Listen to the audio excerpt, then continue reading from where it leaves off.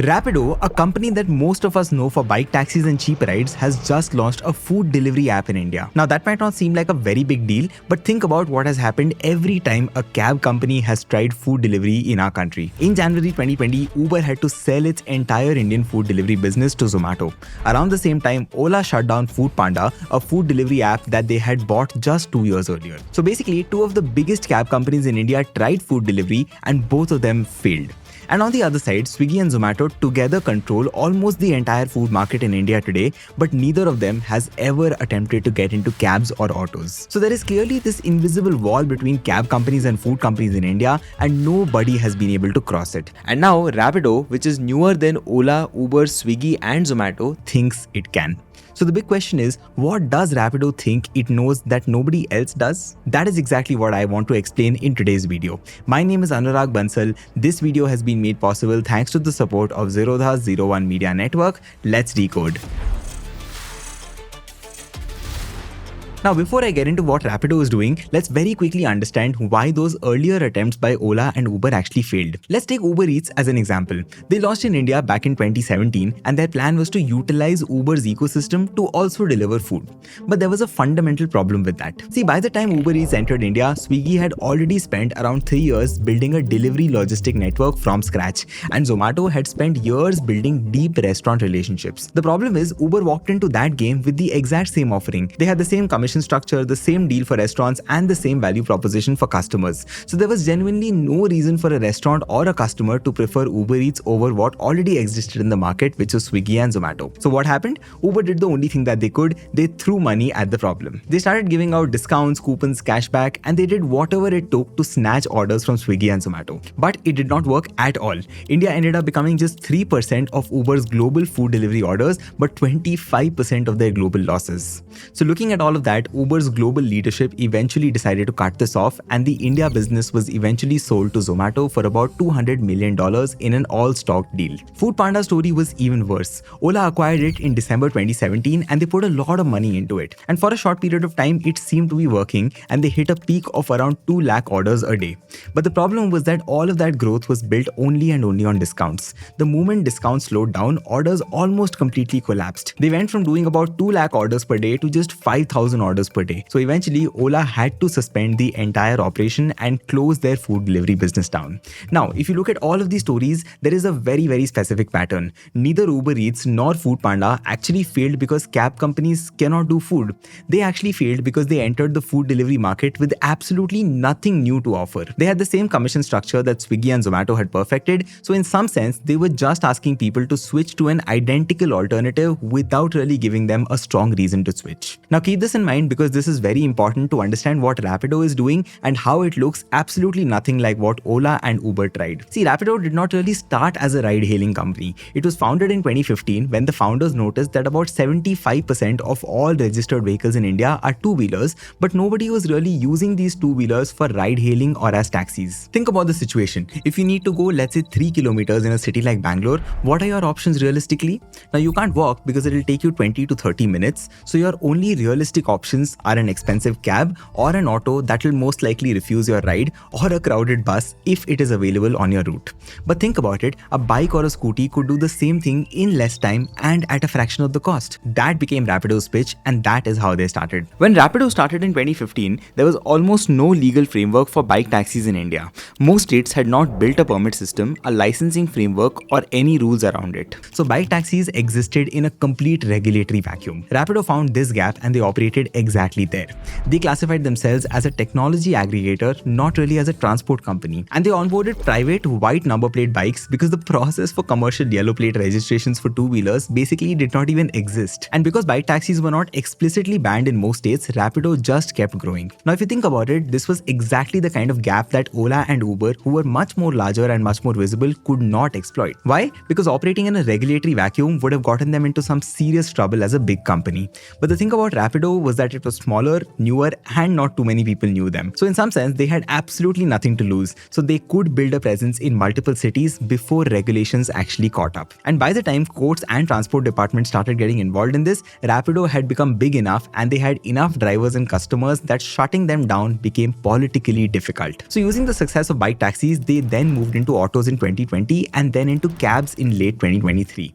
But here's what's interesting. For 8 years, from 2015 to 2023, Rapido was also running on the exact same business model as Ola and Uber. So while Rapido found a gap in where to compete, which was bike taxis in their case, they had not fundamentally changed how the competition itself worked. But that change happened in December 2023. When Swiggy launched back in 2014, food delivery barely existed in India. So for a restaurant, listing itself on Swiggy was a big gamble. Nobody really knew if customers would actually order food through an application regularly and whether a restaurant could actually make good money out of it. So in that situation, a commission model made perfect sense for restaurants, because why would you be okay to pay a fixed monthly fee for something that might not even bring you orders, right? A percentage commission basically meant zero risk, where you only pay when you yourself earn. So lakhs of restaurants ended up signing up with Swiggy and Zomato on that very promise. Now that exact same logic also applied to rides. When Uber and Ola came to India, no driver really knew if these applications would give them enough business to make an entire livelihood. So nobody would be really okay to pay an upfront subscription for an application that might not even bring in passengers, correct? But if you think about it, the same people were actually okay to pay a commission, because just like restaurants, they also only paid the platform when they themselves were earning money. But here's the thing, these markets have now matured. Food delivery in India is a massive industry, and there are so many restaurants today that have been set up purely as delivery kitchens.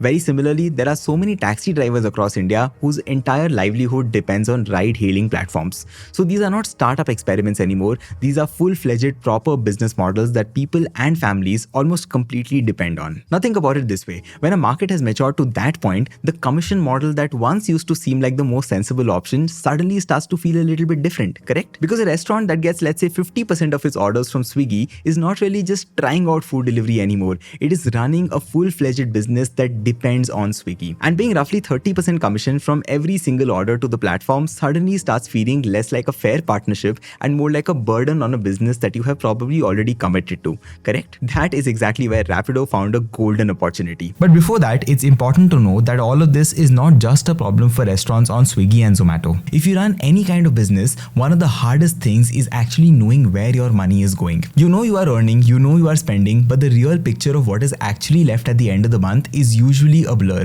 And that blur is exactly where a lot of small businesses lose money without even realizing it. That is where Odoo's accounting app can genuinely help. Odoo is an all-in-one business management software that covers all your business needs thanks to their suite of 45 plus applications. And their accounting app is built to make all your money matters simpler. With the dashboard, you get all the details of your journal and the cash flow, and you can create and send professional invoices in just a few clicks. And if a customer is late on payment, Odoo automatically follows up, so you do not have to chase people manually. You can record your expenses and transaction in one place, and it even uses AI to read your supplier invoices so that you are not entering data line by line.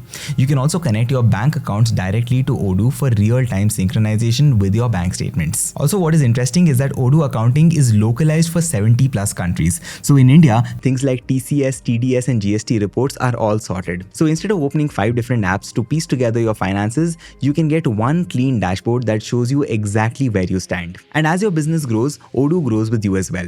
You can add apps for inventory, project management, CRM and a lot more. Your first app, by the way, is completely free for life, including hosting and support. So if you run a business and want to actually understand where your money is going, I would really recommend checking Odoo out. The link is in the description. Now coming back to Rapido, the fact that a lot of restaurants started feeling a burden in paying 30% commissions to Swiggy and Zomato became a golden opportunity for Rapido. See, when Rapido launched cab services in December 2023, they introduced a very different model. Instead of taking a percentage of every ride, they started charging drivers a weekly subscription fee of roughly 500 to 1000 rupees. So once a driver paid that, they could keep 100% of all the money that they earned from customers.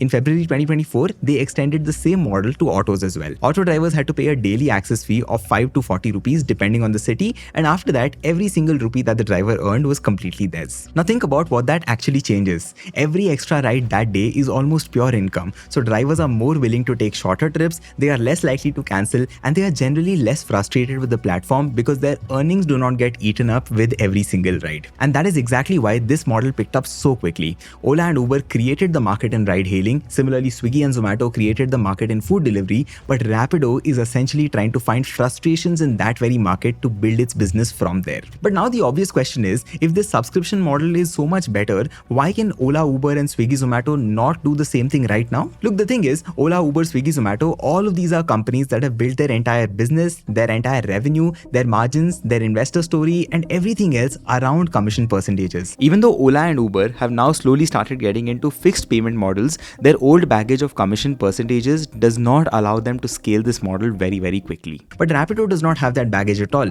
They have entered the market completely fresh. And using that exact same thinking, Rapido has now gotten into food delivery as well.